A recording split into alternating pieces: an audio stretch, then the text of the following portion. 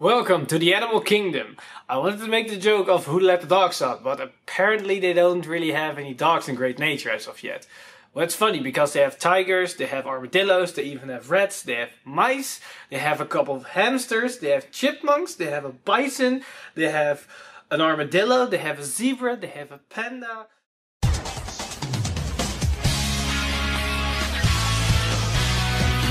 Stand up! Vanguard! We even got a cobra, a chameleon, a donkey, a sheep, and even a chicken. But no dogs. Well, they do have a wolf, but apparently no dogs.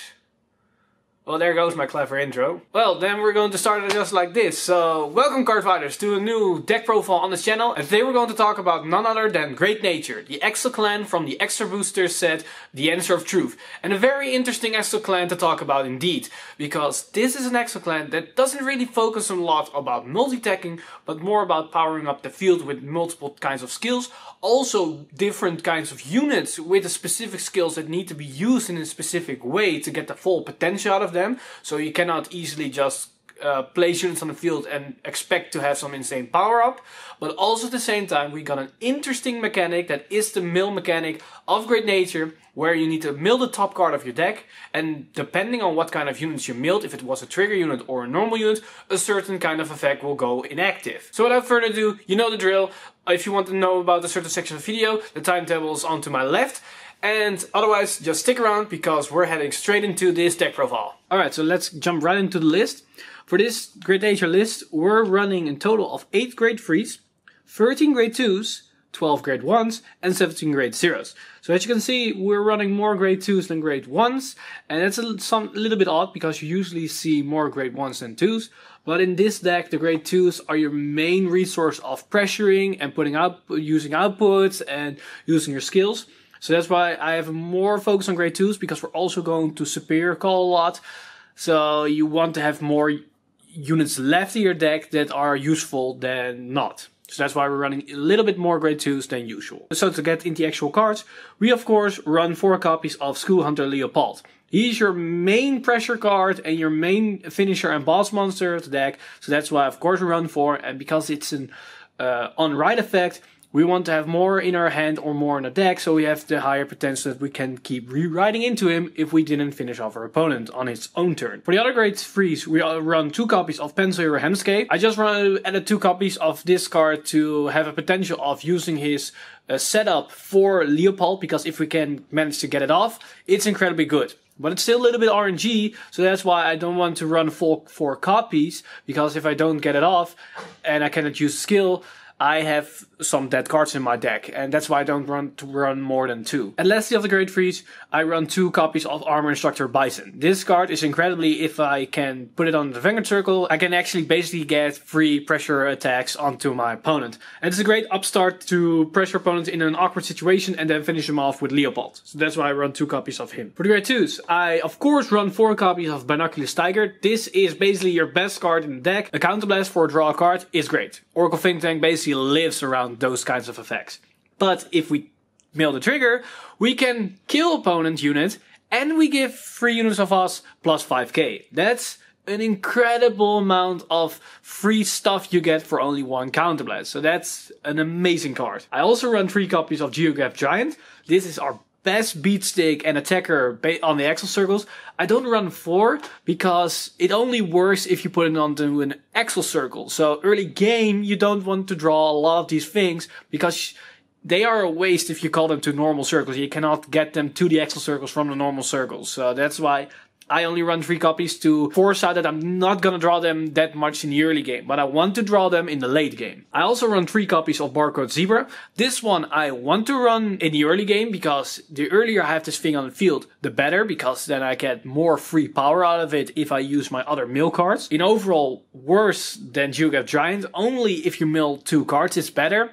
So that's why I run 3 copies and not 4 copies, because I want to run them both at equal amounts, because the one is better in late game and the one is better in early game. And lastly, I run 3 copies of Pencil Knight Hammsuke, and I run 3 copies of this buddy not because of his power up skill or his other skill, it's mainly because I can fetch it out with Grade 1 and I want to have enough targets to hit with the grade 1 to filter my deck as fast as possible for key cards. So that's why I run 3 copies of it. For the grade 1s, it's of course 4 copies of Monoculus Tiger. This is your best booster and most annoying card for your opponent to deal with. I also run 4 copies of Pencil Squire Hammsuke, just as I explained with the grade 2. This card is amazing. The fact that I can fetch out the grade 2 early game to potentially fix my great stacking hand if I don't have a grade 2 in my hand, or just late game filter out my deck and get more cards in hand to defend against my opponent. So it's a great overall designed card. And lastly, of the grade 1s, I run 4 copies of Tank Mouse. I run this card because I can potentially draw a specific card if I need something for maybe guarding in a certain situation, or I need to have a key card for my next turn, or even for this turn if I use it in combination with Leopold, the VR.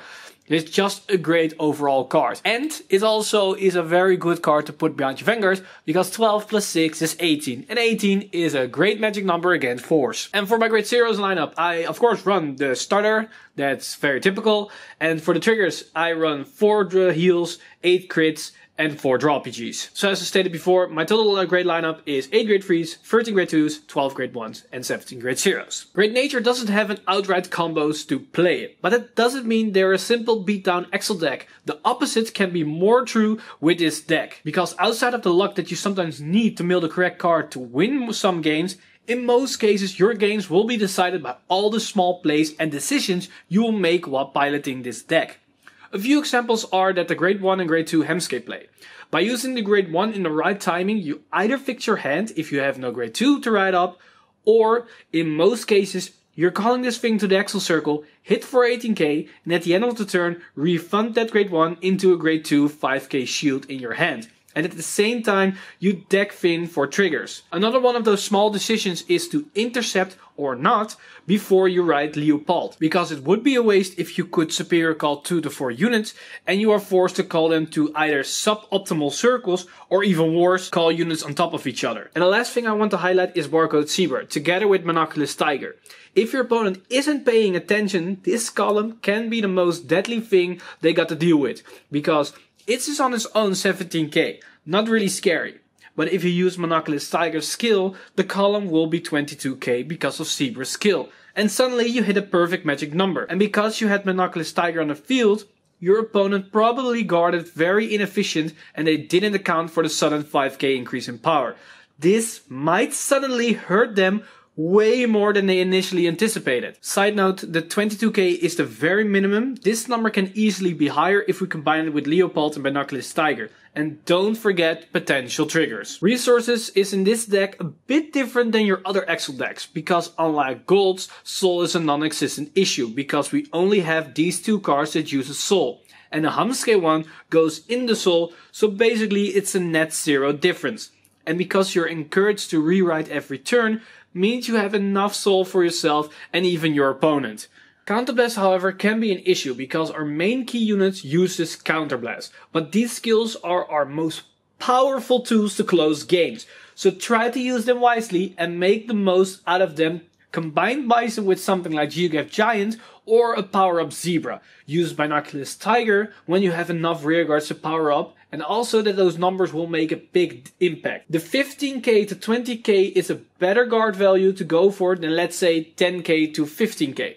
Because in most scenarios they guard a 10k with the same card as they would with the 15k. And lastly, use Tank Mouse on key cards that you would need either this turn if you milled them with Leopold, and otherwise cards you will need next turn to kill your opponent, or cards you will need to survive till next turn. Last resources you need to keep track of are the cards in your deck. And to be more precise, the amount of trigger units and non-trigger units. Because you want to know how big the chances are a certain effect will trigger from your Tiger cards. And to be more precise, you want to also keep track of your grade 3s and non-trigger non-grade 3 cards to know how big the chance is that you get some useful rearguards from Leopold's superior call effect. It's finally time to go over deck strategies. And as stated before, this deck will revolve around every small decision you make as a player. And that will decide the outcome of the fight. So to get you guys started, here are some tips to send you off in the right direction. Hammsuke as well as Bison are good first grade 3 Vanguards. Hammsuke especially if you can follow up with Leopold.